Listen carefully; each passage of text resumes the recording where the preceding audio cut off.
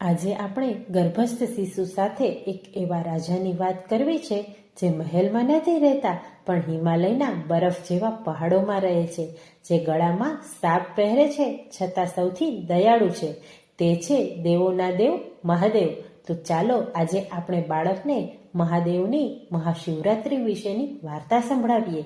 ઘણા સમય પહેલા દેવો અને દૈત્યો સમુદ્રમાંથી અમૃત મેળવવા માંગતા હતા.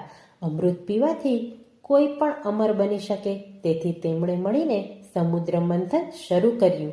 એક મોટો પર્વત અને એક નાગની મદદથી સમુદ્રને ઘુમાવવાનું શરૂ થયું.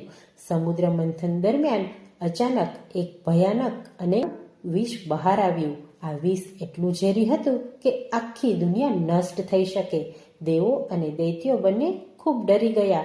કોઈને સમજ પડતી નહોતી કે હવે શું કરવું. ત્યારે બધા દેવો ભગવાન શિવ પાસે ગયા અને મદદ માટે પ્રાર્થના કરી. ભગવાન શિવ બહુ દયાળુ છે. તેમણે બધા જીવને બચાવવા માટે તે વિષ પોતે પી લેવાનો નિર્ણય કર્યો. તેમણે તે વિષ પી લીધું, પરંતુ ગળામાં જ રાખ્યું. વિષ શિવજીના ગળામાં જ રહી ગયું અને તેમનું ગળું નીલા રંગનું બની ગયું. તેથી ભગવાન શિવને નીલકંઠ પણ કહેવાય છે. એ રાત ભગવાન શિવ ધ્યાનમાં બેઠા. દેવો અને ઋષિઓ આખી રાત જાગીને શિવજીની પૂજા કરતા રહ્યા. એ પવિત્ર રાતને આપણે મહાશિવરાત્રિ કહીએ છીએ. આ વાર્તામાંથી શીખ મળે છે કે મુશ્કેલીમાં ધીરજ અને શાંતિ રાખવી જોઈએ.